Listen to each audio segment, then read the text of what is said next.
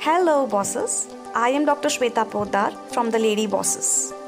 Welcome to my podcast, The Smartphone Entrepreneur. Here, we discuss everything about digital marketing, social media, and online business. This is our segment, The Lady Boss in Spotlight. In this segment, I interview lady entrepreneurs to gain some insight into how they approach entrepreneurship. We try to understand the wisdom that made them the lady boss that they are.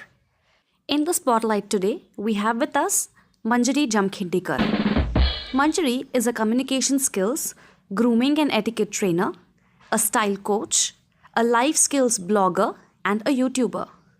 She is also the owner of Antaraa, atelier the styling and life skills, a one-stop solution for all your styling and life skills requirements.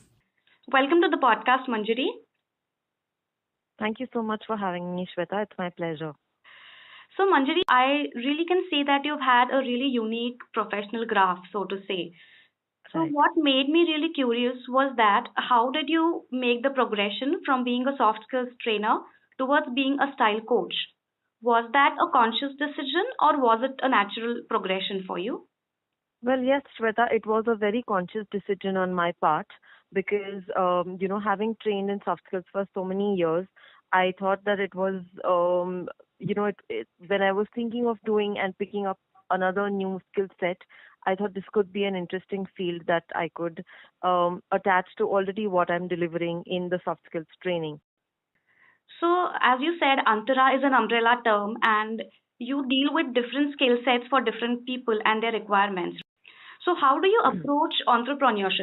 Well, it really depends on who the client is and at what point we are getting to deal with them. If we are going about delivering the trainings in an educational platform, then the approach is slightly different than when if I had to talk to, say, per se because you are already someone who's established. So it really depends on in which sector I'm going to be delivering the soft skills or the style coaching packages that we take the approach accordingly. So, are there any specific habits that help you, streamline your workflow and the way you actually approach your work? I am here by myself, and like I've mentioned, I think this before, that Tantra is in a very nascent stage. So it takes a lot of time and thought that I have a clarity of thought. I always want to know in which direction that I want to go. There's no ambiguity over there. The second thing is time is always a constraint with two children at home, and they're very young as well. So time and energy has to be balanced.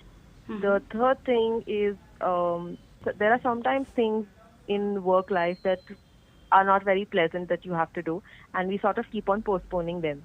Prioritize what I want to do. So, when something is making you uncomfortable, you go ahead and you do that first thing and get it out of the way. Otherwise, it hampers your productivity throughout the day if you don't do it instantly.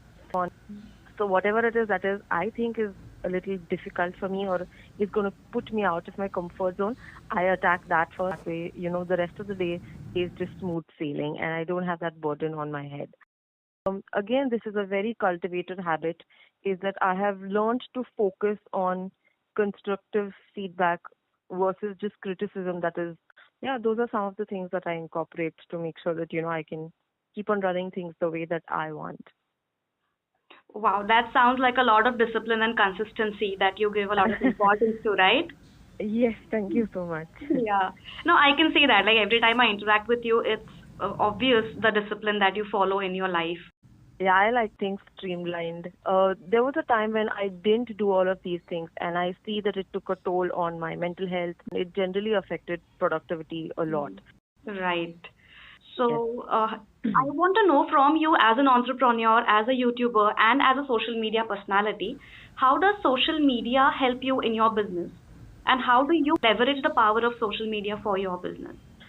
Social media can be used for networking. For me, my main aim for social media is to gain visibility on very respectable and verified platforms such as yours. Puneri Thaska has been of great aid and great help, and it's very clean and there's so much transparency in all the posts that you put, and it's so educative. That is what I really love about it. So kudos to you on that front. because there are so many other Facebook groups that are going on, and not all of them are about enrichment. So, Manjari, one more thing. Since your profession is quite unique, I would also like to know, are there any routine misconceptions that people harbor about your profession? Yes, one of the biggest misconceptions is people have this thing that it is about looking good. No, it is about feeling good. And once you feel good, you will look good any which way. So, it's not about being in shape, or it's not about always being decked up. And it is attaining that comfort with yourself. Then it could come in any form. It could come in the form of you improving your communication skills with the outer world, you being able to incorporate a good lifestyle, or it could be as simple as, probably just changing your wardrobe. It's not just very superficial. So that is the biggest misconception that is usually there. And another thing, especially with ladies, is that they will wait, even if they know about such a service, and say that, not now, probably when I lose this weight, or probably when in December my cousin is getting engaged, So you needn't wait for something to happen. Let the change that is happening with you be the scene, and not something else that you're waiting for you to change. So that is another misconception.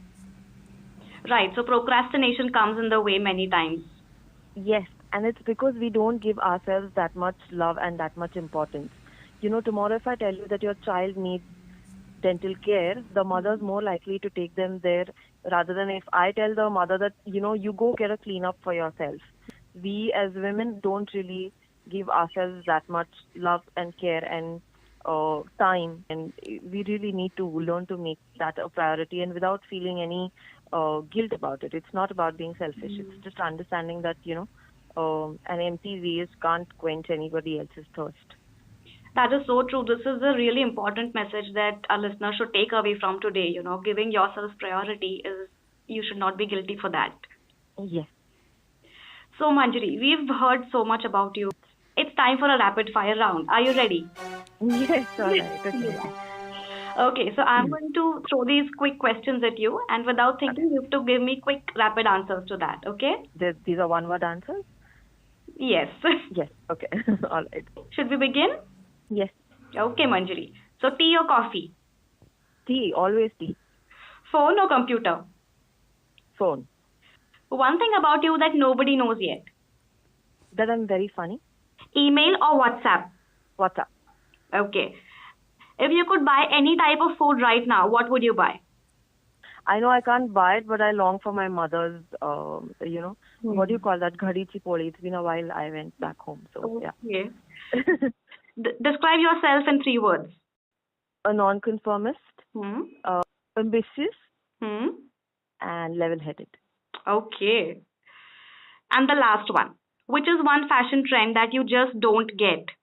The anarkali suits. They're just not happening for us. It's not meant for the Indian body. They're good on the ramp, but people should really. It's a passing trend. It's not there so much anymore. But my God, I couldn't bear the sight of those anarkalis on anyone. So yeah. Okay, so that was a fun rapid fire round. Indeed.